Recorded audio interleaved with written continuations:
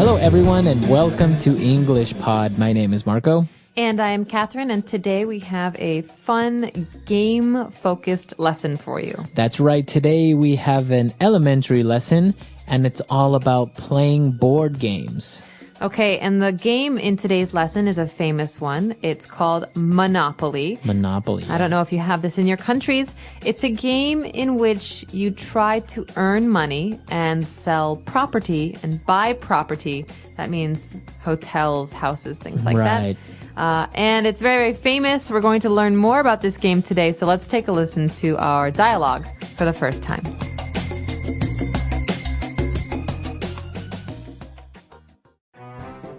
Hey, why did you take that money? You are such a cheater. I should send you to jail. I am not cheating. When you pass go, you collect $200. Everyone knows that. Well, you can't just take the money. You have to ask the bank for money. And I'm the banker. Banker, Yes? can I have my $200, please? Sure. Here you are, $200. Thank you. Please come again.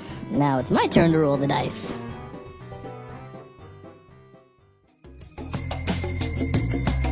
All right, we're back. So we saw some very interesting words there. The dialogue is two people playing, so why don't we take a look at some of those words used in language takeaway. Language takeaway. This first word we can hear when we play games. It's not a good thing to be, but it's very common. The word is cheater. A cheater. All right, and that's a noun. A person that is a cheater. If somebody says you are a cheater, what does that mean? This means the person is not honest at games. For example, Marco, you and I are playing a card game, and you go to the bathroom. And then I take the cards I want. I hide the cards I don't want. That's called cheating. Right. Okay, the verb to cheat. But here, a person who cheats is a cheater. Okay. You're a cheater. He's a cheater. All right, and remember that you say cheater, right? Because sometimes many people that are learning English would say you are a cheat, right? Now, a cheater here is the noun. That means it's the name of the person who does this. He is a cheater. They are cheaters. Okay. And, well, moving on, sometimes cheaters and people that steal things are sent to jail. That's right. So maybe if you go to a casino and you cheat, you use a cell phone or you use some kind of a computer device to win money. This is called cheating, and the casino will send you to jail. All right, so jail is the place where people go. What's the difference between prison and jail? Basically, they're the same thing. Okay, so... Two words for the same thing. People who break the law, people who do bad things, go to jail. Not just cheaters. All right, so now you have another word. Maybe you've seen that show Prison Break, and so jail is pretty much the same thing. So the show could have been called Jailbreak. That's right, but yeah. All right, so moving on, our third word is the person who's handling money says, well, you know what? I'm the banker, a banker. Cheater, banker. So you know already, banker is probably a person. This is a job. So a banker is a person who works at a bank. Okay. So, but what about the person that helps you when you go to the bank, like when that gives you the money and the bank teller? It's not the same as a banker, right? No, generally speaking, a person who gives you money and collects your money, this is a teller. A bank teller. A bank teller. But a banker is someone who works in the bank to make big decisions, to invest money, to give loans. Okay. So usually maybe managers or executives are bankers. That's right. Okay.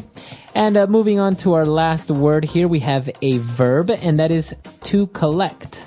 Right. So in the conversation between these two people, Karen, the woman, says, when you pass go, you collect $200. Okay. So to collect means to get. That's right. To get or to take. So at the end of every month, my landlord comes to my house to collect rent. That means to take money from me for the house or the apartment. Okay, good. So now you have another way to say to get or to acquire. That's right. All right, so very interesting. Why don't we go back, listen to this dialogue again, and we'll take a look at all of these words that we just saw. And when we return, we'll take a look at some phrases. Hey, why did you take that money? You are such a cheater. I should send you to jail. I am not cheating. When you pass go, you collect $200. Everyone knows that. Well, you can't just take the money. You have to ask the bank for money. And I'm the banker. Banker, Yes? can I have my $200, please? Sure. Here you are, $200. Thank you. Please come again. Now it's my turn to roll the dice. All right, we're back. So now let's take a look at 3 key phrases on Fluency Builder. Fluency Builder. Marco, you're such a cheater. Such a cheater. I'm not a cheater, but what do you mean when you say you are such a cheater? So we know cheater, right? That's right. You could say this for many different things. You're such a liar. Ah. You are such a... Such a terrible person. You're such a bad person. Right. Normally we say this when we want to criticize someone, when we want to say something mean or negative. You're such a means you're really a bad person. You're really a cheater. Right. So obviously because we are using a noun, we can't really use an adverb, right? If you're saying an adjective like, I am very happy. You can't say, you are very cheater. No. You wouldn't say that. You have to use a different sentence structure to give emphasis. So in this case, you could say cheater. Right. Okay, but that's not as strong, is it? As such a cheater. You are such a cheater. That means, gosh, you're a really big cheater. Right, exactly. So this is the way that you would use that structure, such a, and then a noun that is describing this person, right? You could also use it for positive statements like, you're such a good friend. Very good. So then you are using the adjective, you are such a good friend. You're such a nice person. Okay, excellent. All right, so moving on, we saw another interesting phrase when he said, well, you know what? You can't just take the money. So what does he mean when he says can't just? Okay, we could say you can't take the money. This is basically a rule. You can't take the money. But you can't just take the money means there are other things you have to do before you take the money. Okay? You have to, in this case, ask the banker for the money. Or, for example, if I want to drive a car, I can't just go buy a car. I need to first get a driver's license. I need to learn how to drive. Right. I need to register. So you can't just here means there's some things we need to do before this happens. Right. You can't just means you can't do these things that easily. You have to do other things before it, as you said. Exactly. Okay, so very interesting. We will try to use that one in a sentence. But moving on to our last phrase, when the person said, you know what, all right, you want your $200? Here you are.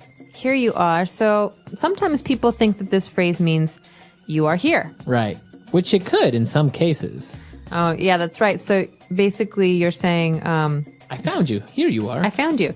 But in this case, this doesn't make sense. We're talking Right. about money. We're talking about a game. So if you think about this, here you are, you can imagine someone is giving someone else a thing. An object. So in the case of the bank teller, remember we were talking about getting money at a bank? A bank teller might say, here you are, sir, here's your money, and then Right. give you some money. So this is something we say in English when we give something to someone else. Right. Because otherwise, I guess it's strange if you just, give something to someone and you don't say anything, right? You need to say something. And if you say, here, that's very rude. Yeah. So this is a polite way to say, please take this. Right. This is for you. There you go. You might hear this at at a restaurant. Here you are. Here's your food. Here you are. Right. Okay, it's a very useful phrase. And so I think it's time for us to listen to this dialogue again. And we'll be back to talk a little bit more.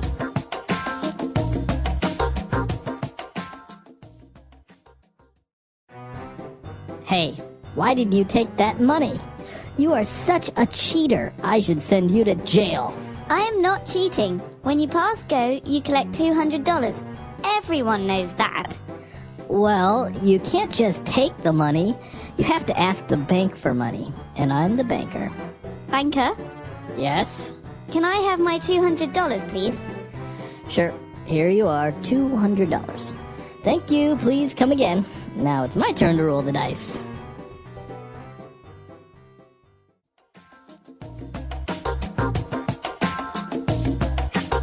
All right, we're back. So a lot of interesting words there, a lot of interesting phrases.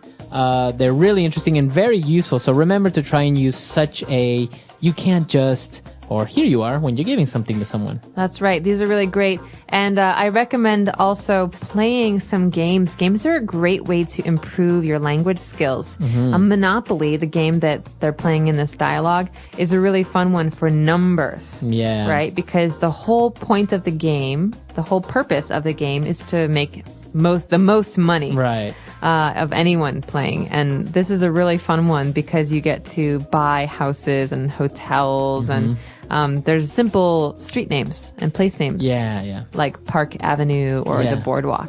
So you'll learn a lot of really great things about American culture and English. Yeah, it's a really good game, very popular. I'm sure they have it in your language, but if you could get it in English, that would be really great. And also another really good game to play with your friends to practice your vocab is Scrabble. Scrabble, that's hard. Scrabble is a game about words. Yeah. And so basically you have to make words out of letters. Yeah. And whoever has the most interesting words, unique words, that person wins. So obviously, it's a great game to improve your vocab because you also learn some words that maybe you didn't know before and your friends knew. So it's really fun to play. Obviously, don't play with any native English speakers because they might win. But it's a really cool game to play if you have any friends who are also learning English. You can get together, play Scrabble, and it's a fun way to improve your vocab and to also fight a little bit because all the time some people are trying to make up new words that don't really exist. We call them cheaters. Cheaters. So yeah, let us know about your game experiences. Do you like to play games? Do you have a favorite game? Practice some of these and let us know how they go. All right, we'll see you guys there. EnglishPod.com. Bye, everyone. Bye.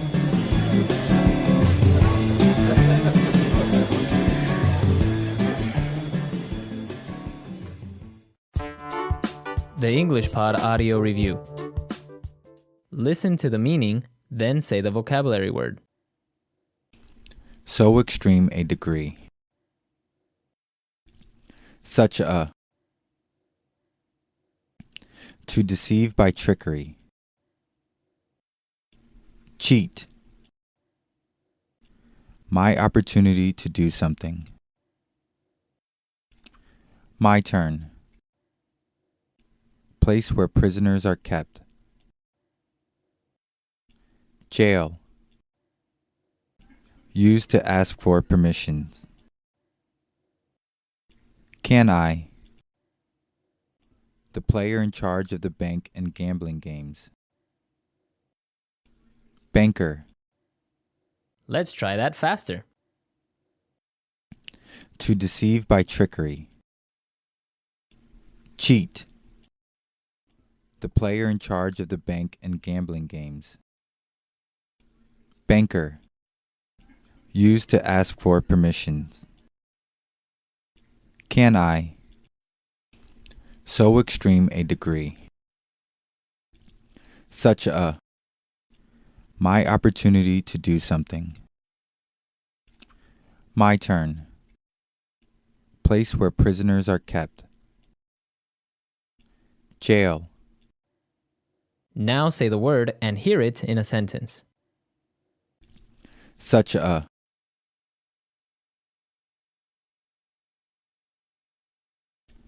Mike is such a loser. He has no ambitions or goals in life. Such a. Amanda is such a phony. You can never really believe her. Such a. He is such a playboy. He has many girlfriends. Cheat. My classmate was cheating on the exam. Cheat. Carol always cheats when we play games together. Cheat. My parents taught me never to cheat people. Can I? Can I have your ice cream? Can I? Can I have a taste of your soup? Can I? Can I have some money, please? My turn. It's your turn to wash the dishes. My turn.